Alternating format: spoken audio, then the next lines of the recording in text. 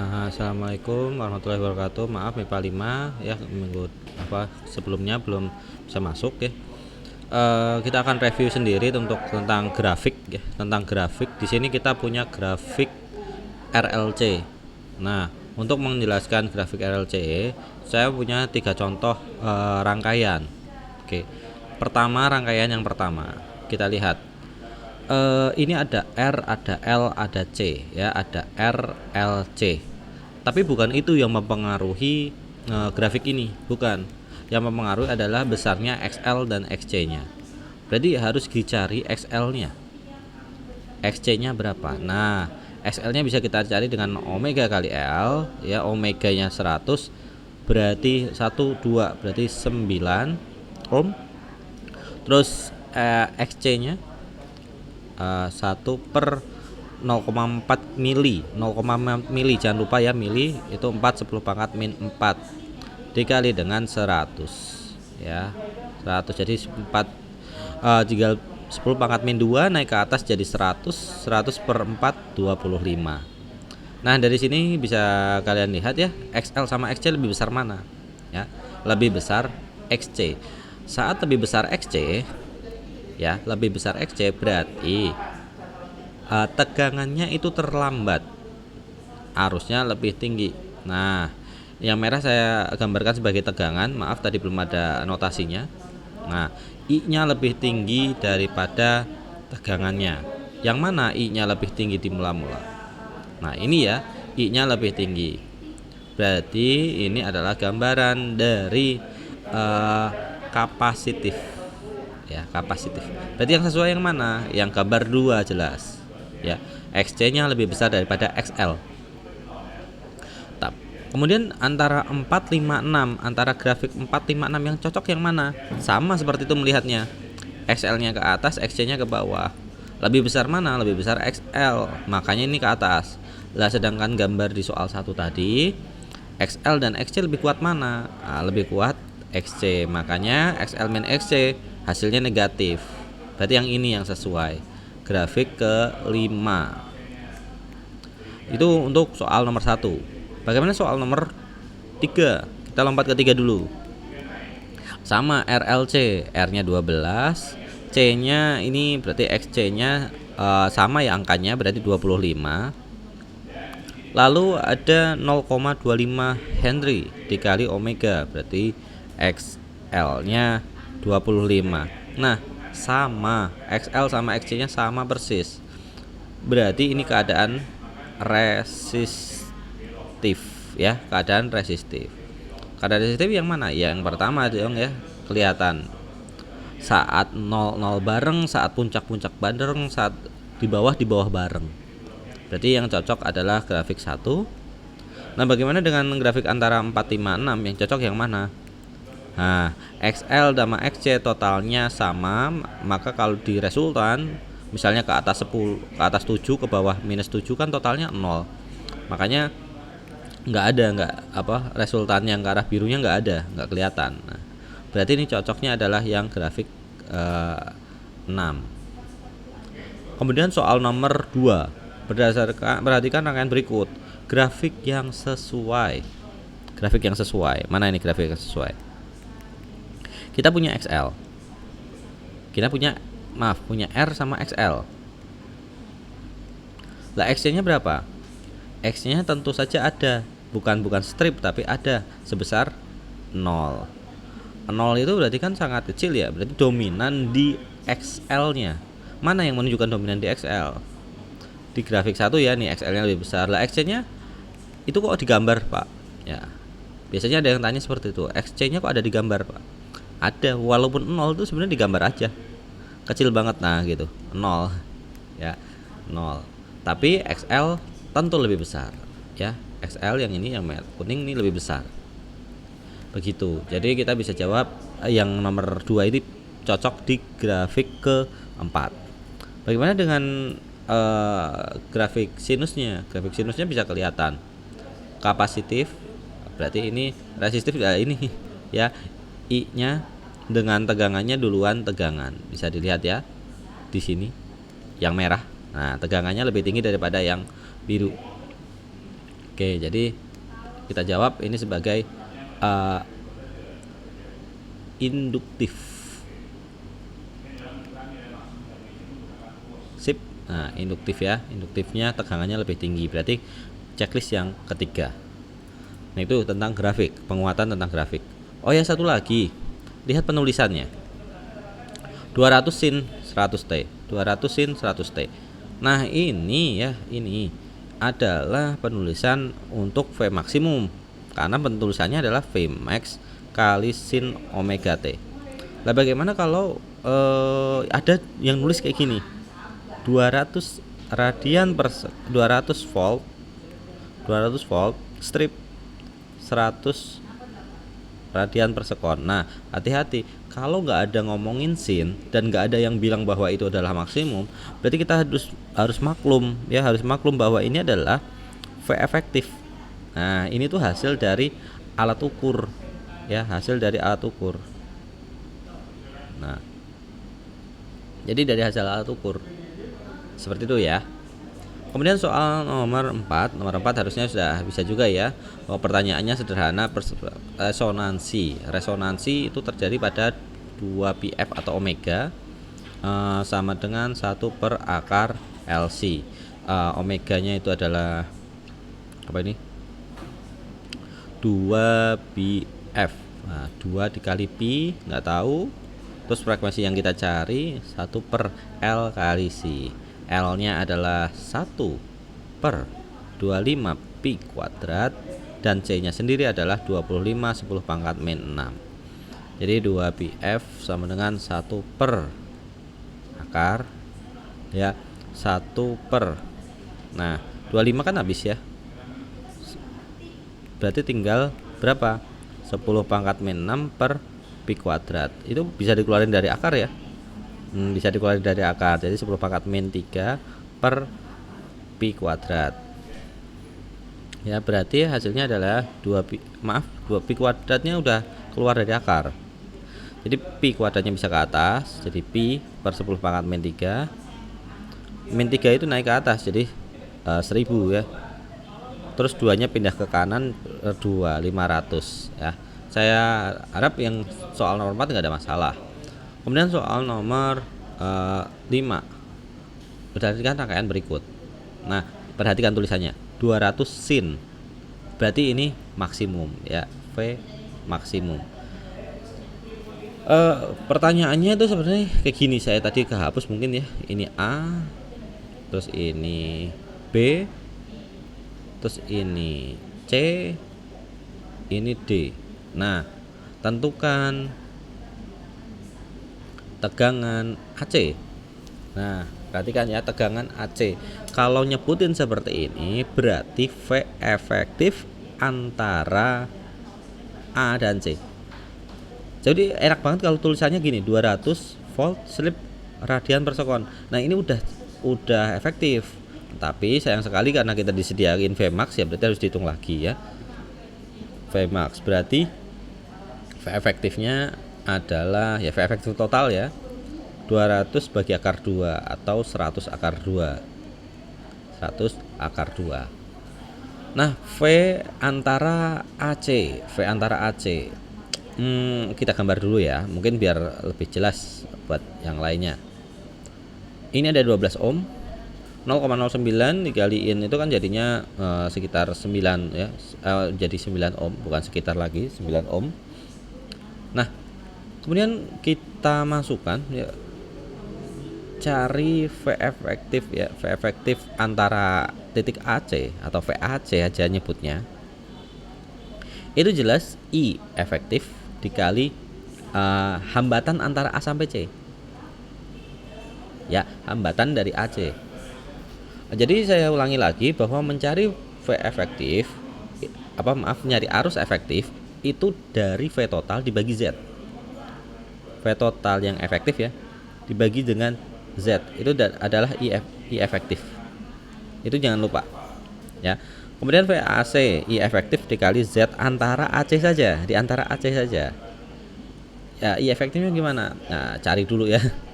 I efektif berarti V efektifnya 100 akar 2. Z-nya karena tadi udah dihitung ya, ini dapat 25, ini berapa? 9, ini 12. Berarti 25 sama 9 itu dapat berapa? 13 ya? 16. 16 sama 12 kan hasilnya 20. Ya, jadi 5 akar 2 I efektifnya. Dikali Z-nya, Z antara AC. Antara AC itu kan cuma 12 kuadrat sama XL min 0. XL-nya nggak ada. Nah, 12 kuadrat kayak gitu kan 15. Nah, berarti 75 akar 2 volt. Nah, kemudian kalau pertanyaannya yang lain, tentukan V BD. Sama BD kayak gitu.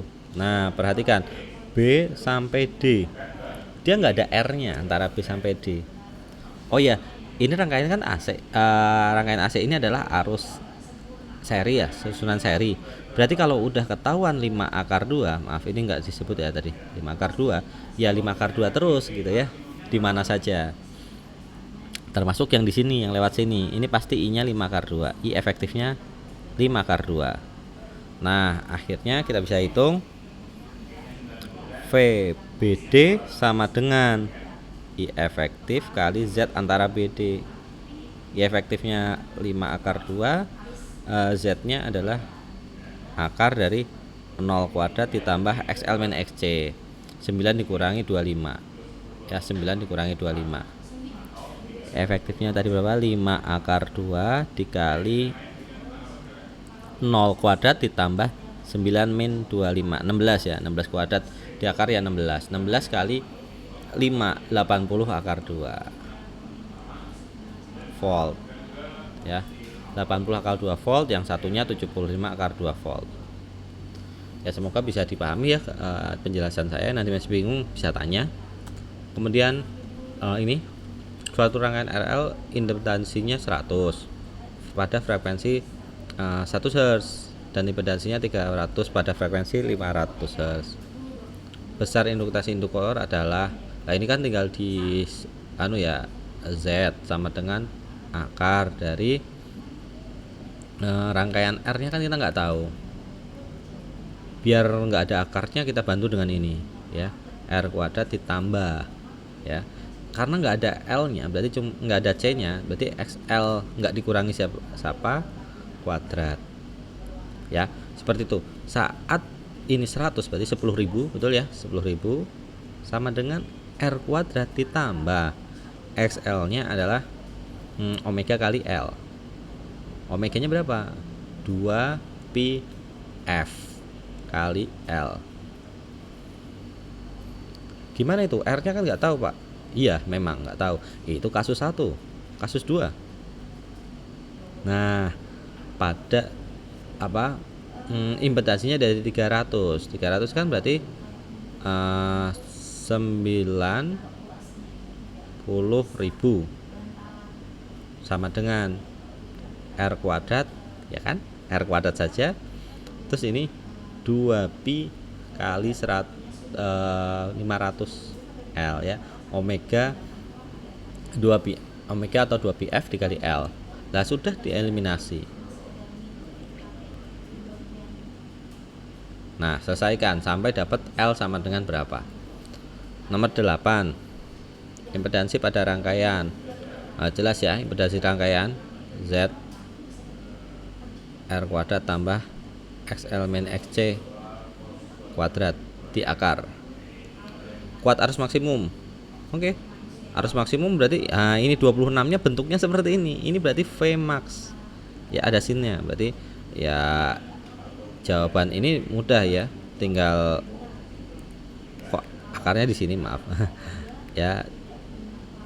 Nah, berarti V max-nya adalah tinggal V max dibagi Z. VL atau tegangan pada induktor. Ya, ini dicari I efektif dulu. Nah, I efektif sama dengan I maksimum dibagi akar 2. Nah, terus pertanyaannya apa? Tegangan pada induktor. Oke, berarti induktor mana induktor? L ya.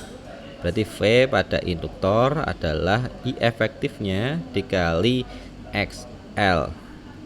Kok kali XL nggak kali Z? Oke, boleh kali Z.